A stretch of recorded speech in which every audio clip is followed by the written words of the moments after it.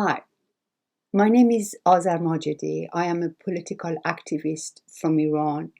I'm a Marxist, and a dear friend asked me to just share with you uh, the memory I have of the Portuguese Revolution. My memory is not a very exact memory, so to speak, because I was not in Portugal, but I was alive.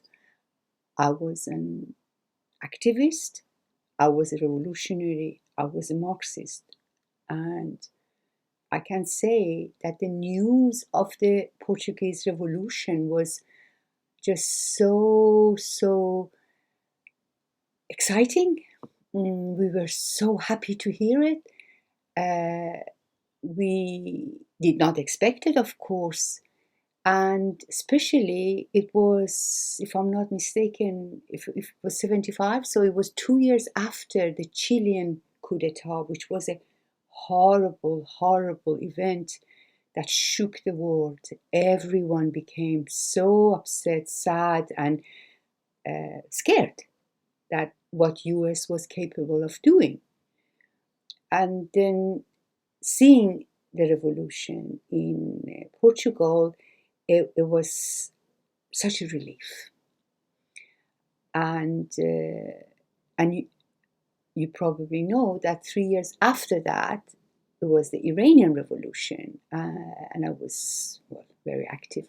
When the Portuguese Revolution happened, I was in the West. I was studying in Canada, and it just felt so good. And I remember I was hoping that it would happen in Iran too. We were hoping, we were waiting almost for it. 70s was a very different era. 70s was just full of movement, if you like, movement for change, mostly progressive. You had students' movement. It was the movement against Vietnam War, which was very huge and very effective and very influential. And then the civil rights movement in the US, and then you had women's liberation movement. You had that May 1968 in France. So we have all come that part, and almost everyone was waiting for something to happen, and there were a lot of anti-colonialist struggles in Africa. Some of them leftist, some of them not. So as a young woman, I was full of hope, and that, of course, what Portuguese Revolution just came to me as a very pleasant, lovely, good feeling. But then afterwards, we know that it didn't go the way that the revolution meant to go, or the revolutionaries wanted it to go. I was thinking that they want socialism. I don't quite know the principles and theory and the positions of the Portuguese Communist Party at the time. So whether it was Euro-communism or whatever, there was a lot of debates then about, you had Euro-communism, then you had the French Communist Party, and then there were Trotskyists, and there were all sorts of different tendencies. And I was young, and I just was just trying to find out what it was. And then of course, then there was the revolution in Iran. I went back there, and my partner, that we had just, we've known each other for a while, and just come together. And he was a Marxist too.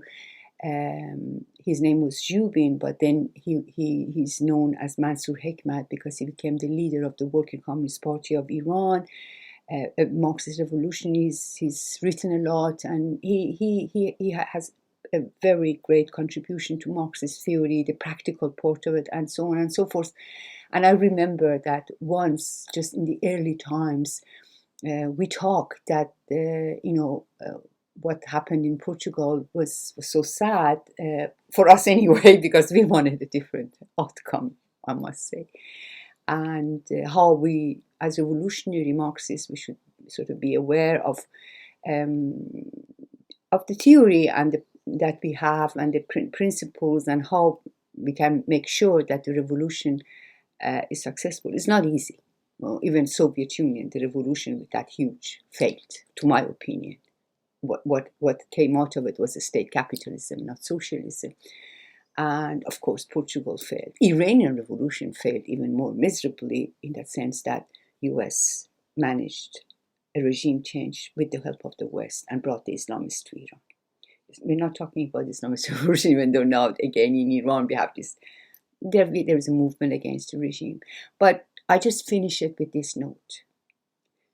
These days, with what's happening in Palestine, all of us are heartbroken, just not knowing how to deal with it. But then the other side of it, which brought lots of hope, is the movement that's taken all over the world. Millions and millions of people, especially young generation, have come to the streets shouting, "Long live Palestine, free Palestine, justice," and condemn the genocide, and condemn Israel, condemn US and the West in their complicity with Israel. This movement brought so much hope in me, so much hope, that I don't think I had it, but in the 70s or maybe part of 80s. And of course, it's not the same hope as a young person, it's a hope as a more mature person who's seen a lot of ups and downs. But let's hope that we can all build a better world, a world that respects the freedom and equality, and I mean real equality in real terms, not only legal, and prosperity for all. Let's hope that in this huge movement that's come to the streets, fighting for justice and a better world and freer world, we could build a movement against capitalism, for socialism, for a better world. Long live revolution.